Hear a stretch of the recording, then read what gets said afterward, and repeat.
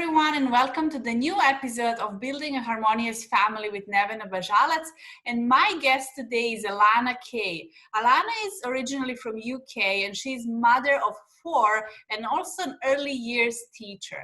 Now, when I met Alana and when I invited her to be a guest on my podcast, we had so many things to talk about, and she had so many questions and so many information that she went through with her 4 children that we agree we're going to bring Alana again so we can talk about the different things. So I'm looking forward to introduce her and welcome Alana, and I would like just to hear more about your parenting journey, about yourself. What would you like to share? So welcome. Hi, how are you?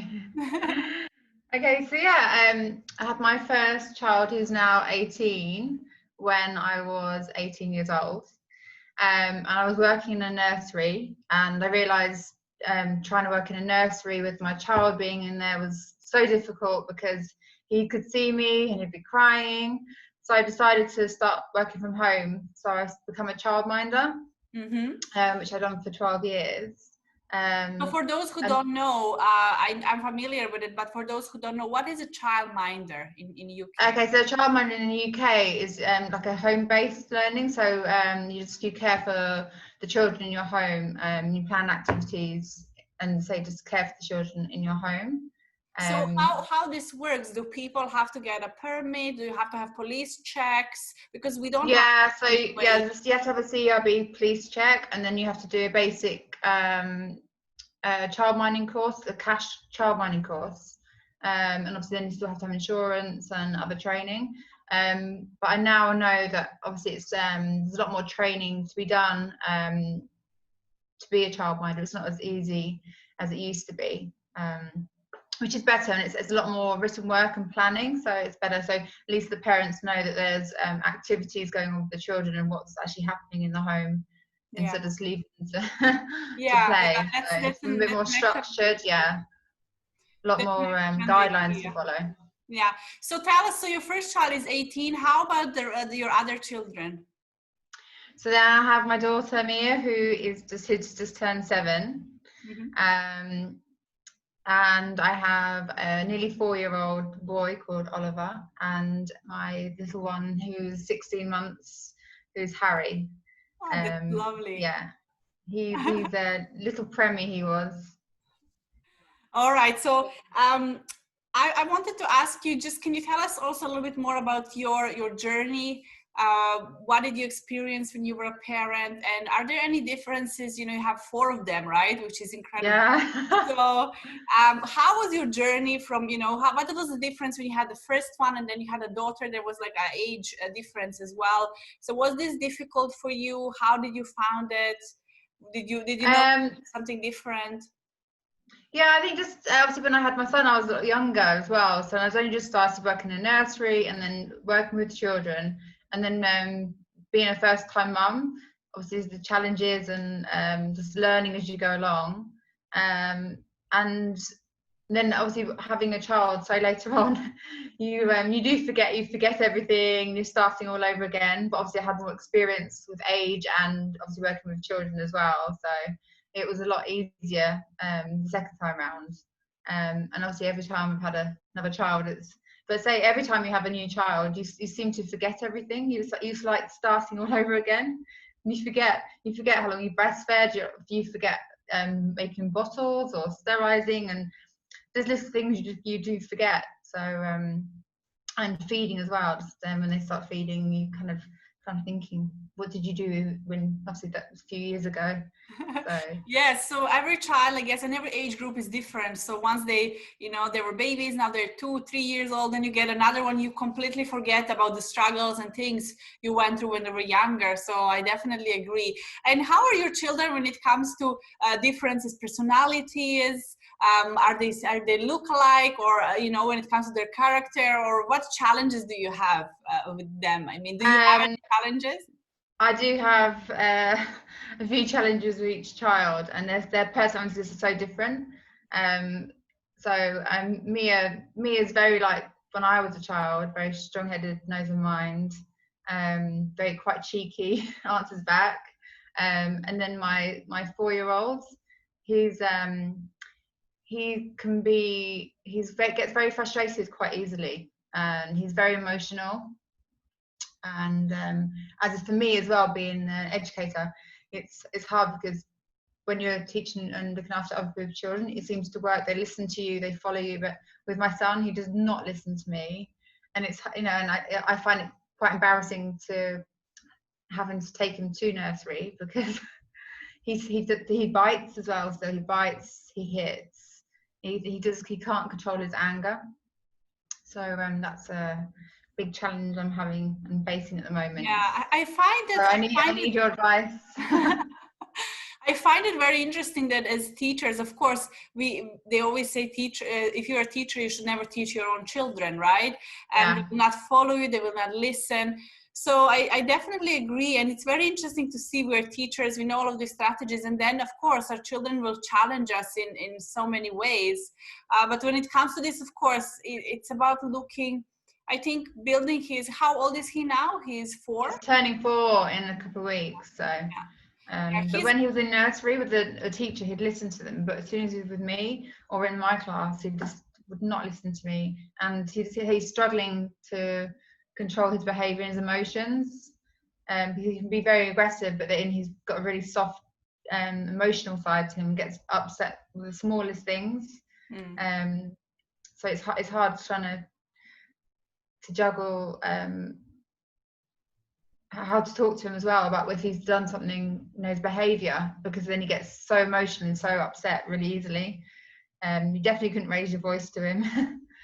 So yeah, so what I would say, Alana, I mean, just because you asked me about this, I think first of all, what would you do if you were teaching, or if you were in a position, if you have sometimes these challenges in your classroom. So just remember all those strategies we learn about, how we should talk with them. And I know that they totally react different with us because we are now emotionally engaged. So if you're a teacher, you probably wouldn't be so emotionally engaged, and they feel this. So that's why they have totally different relationship with parents and with teachers. But I think we maybe need to, I would, if we are doing any kind of coaching together and so on, we would dig deep to see what else is happening, because we usually transmit a lot of frustration and a lot of emotions. Maybe you mentioned you're feeling guilt for certain things. So we transfer this and they kind of feel it. And we want to see why he has a need to become, angry. And he probably is very emotional. So he just needs to learn how to communicate this. And I think as he's maturing, it should get less, definitely. It should get less, but I would definitely just observe and see, and we would dig deeper. Why do you think, what is happening also with you as a mother, and how are you reacting and responding to his behavior, and maybe what is triggering him also. We want to just write down and see what is the things that triggers him and why he behaves in certain situation like that. Yeah, I think obviously Harry was born at 30 weeks premature, and Oliver was my baby before. He was breastfed, and mummy's put him to bed every night and very attached to me. And then when Harry was born 30 weeks, I was spending a lot of time in the hospital, so kind of daddy took over that role. And obviously Harry's got cerebral palsy, which is affecting his limbs. He's broke his legs and his arm, and he's taken up a lot of my time, because he's like, I'm carrying him around everywhere, I'm doing everything with him. So I think it could stem from that. I mean, he used to be a biter before this, from when he was 1 year old, but I think it's definitely got worse since having Harry. So that was one thing your advice really, because I just got a terrible guilt as well with all of them, because my time is just with Harry, and it's trying to find time to be a mum to all of them and trying to make time. And I think I'm so guilty for Harry having cerebral palsy and thinking that I've caused this by doing too much, and I gave birth too early, and then my guilt's with him, so I'm spending all my time with him and kissing him and cuddling him all the time. And I know I do it in front of him. I just think it's just hard. No, I think first of all, yeah, what we have to work is definitely your emotional state and your feelings. Because first of all, when it comes to prematurity, there is so many factors. So some moms, they work, they carry. I know parents even who are doing some things that are outrageous, even drinking and smoking, and children were born healthy. And then I worked so much earlier. My background is in special needs. And I work with so many moms and parents. They would say, I took care of myself. I was eating extremely healthy. And then something would still happen. So there is no rule. It's simply, I don't know, it's simply maybe something that has to happen, or it happened for a certain reason to make you stronger, I think, and make Harry stronger as well. Because children who go through cerebral palsy, they have to have dedication, they have to be very persistent. And what he's going through now with rehabilitation and learning how to walk, it takes him a little bit more time. But I would like really for you to switch this mindset of, pityness, or I feel sorry for him. No, because he can be a leader. He can become a leader for other people who are going through the same thing.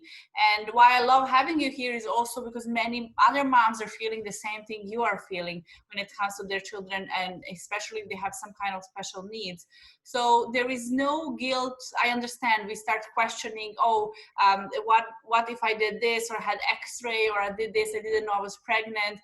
But there is just no point of that. No point going back and thinking what you could do wrong. What you have to focus is now, this moment. And this moment is valuable because he's growing, and all the effort you put in today, you're going to just see massive progress in him. There is no time to waste. So I know you're already putting him through a lot of therapy. So there is no point just blaming yourself, because then you're just going to have this, you want a happy environment for your children. And in order to have that happy environment, you have to feel happy, right? Yeah. So I think forgiving ourselves, it's sometimes the hardest thing, but nobody else is blaming you. Even them, they're not going to blame you. I mean, you're very present with them, you're very engaged on everyday basis. And I really think that we just have to work on how you're gonna specifically overcome this feeling of guilt, and really find a way to be happy and feel excited and present in the moment. And don't look like you describe your children and you just describe some negative things about them, and I know there is so many positives. So I would like now to switch our mindset a little bit, and I would like you to tell me some amazing things about each one of them, like something they are really, really amazing at, and how good children they are. So I mean, Mia's just her mind, her imagination is amazing, and the conversations you have with her it's just so funny. She's just, as I say, she's a joy to be around. And it's quite funny because when I hear her say something, it just reminds me of when I was younger and how I used to be, and just it's like looking back at myself. And you miss that. I can see you miss that. You miss like the joy. You miss like not having worries. And this is what children actually remind us of, right? They remind us of this unconditional love, and they remind us of living in the moment. They remind us of not worrying, just enjoying our imagination and being excited about every day. And we kind of lose that because we just get into this reality. And that's why I already see the change in you, right? So I want you to shift and really start looking at the positives in each one of them, right? Because there can be 10 positives and 1 negative, and we're always looking at the negative instead of really focusing on all the amazing things that are happening in your life now. I think it's happened to me. I think Mia, she gets the brunt of it, I think, because she's older, and Harry's very heavy, and I'll say, can you go and get the nappy? Can you do this and do that? I think she feels it as well, because she just feels like I'm having to ask her to go and do this and do that, and I forget how old she is. She's only 7, and it's just it is how it is. I remember I was 7 when my brother was born, so we were always helping our mom. We had days when we were like, oh, we have to iron. At the time we had cloth nappies, right? Really? We were ironing the cloth nappies and bathing our brother, me and my sister. She was 8, I was 7. We had to help our mom. But we never went and blaming our mom for it. It's just how it is. So I think you're just painting a much bigger picture of something, how they perceive it when it's actually not even true. So I would just focus on, it is how it is. And that we're lucky that we live, you know, in a Western world, and we have help and we have home. But what is happening with children in poverty in other countries who have to walk kilometers to just get a water? They don't go to school, right? So, you know, life sometimes is just life, and we have to do Yeah. certain things. So don't just focus on it, and don't just blame yourself for everything that you're doing, or looking, oh, I'm doing everything wrong, right? No, you're doing an amazing job. And I would like you to tell me a little bit about Oliver and Harry. What are some positives about them? What are some characteristics about them? Yeah, again, Oliver's just so that this is conversations we're having now. He's so funny, just makes you laugh, and he's so lovable as well. He just says when he just gets frustrated, he's just got so much love to give, and um, he is a joy to be around. He's just say managing his feelings a bit better, and but yeah, and he's And lovely Harry? with Harry. He's lovely with Harry. He's so good with Harry. He's just always looking after him, wants to do things with him, sharing with him, and he loves his little brother so much. It's just the sister he's not too keen on. So And what? Harry Yeah. and Harry's just this little love. He's just getting a little personality now as well. So when he wants things, he'll take it, and he's just I just all I want to do is kiss and cuddle all the time. That's my guilt thing now. So what I want to invite you to, I want to give you some tools, and I would like you to every day in the evening write 5 things you're grateful for your children. So everybody who are listening, they can also do the same thing, because Okay. we are focusing only on the negatives. And you know, every day write 5 things you're grateful for. You just mentioned earlier before we started this call, and you mentioned you were taking Harry to a swimming pool, and he's making massive improvements, right, with his movement and so on. Yeah. So you can write, you know, you have to observe those things, like, oh wow, he's now crawling, he's standing up, he is much better in holding his head, right? So you can Yeah. also document with the videos and see the progress when it comes to him. And when you start looking at these positives, even when you have a negative day, you know, you're gonna see, hey, it's not so bad. Why am I only focusing on, I don't know, Oliver not sometimes being angry and not and frustrated? Why I don't look at all amazing things he did today? So you Yeah. can write like 5 things you're grateful for. You can write 5 amazing things they said or done, right? Because what we want to do, we want to switch you to enjoy the parenting. They're going to grow up very fast, and I want you to enjoy the moment now where they are, and things are very well. I mean, they are very well, and it's all about now working on you, right, on your emotions, because we have to remember how we feel. We're just going to transfer to them. And your Okay. goal is being guilty and feeling nobody's blaming you for anything, right? And there is nothing you did wrong, and nothing that you should go back in the past and do differently. I would just say definitely, you know, think of all the positive things, express gratitude every day, write some 5 nice acts. I do this with couples as well, like 5 good acts that your husband did, for example, for you in a day. And I have a lot of couples who sometimes they're so angry with each other, and they're like, no, there's nothing nice she will do, or there is nothing nice he will do. And I make them really write these things, and it's incredible how they shift, because they're going to say, oh, she said a really kind words with words to her son, or she did this, or he did this. So it's really these small but very powerful exercises that can help you observe your life from a different perspective, right? Yeah. Because you know, life can be so much worse for us, and there is so many things Yeah. that can go bad. So let's just try to look at the positives, and definitely, you know, enjoy the moment. Children are growing up so fast, and enjoy parenting more. Okay. I hope this was helpful, Alana. Definitely. Yeah. Thank you Definitely. for being my guest. I would love to have you soon again, and we will discuss maybe some other topics and share some other strategies. And for those who are listening, we're gonna put a link down. You can download my book, 3 Steps to Successful Parenting.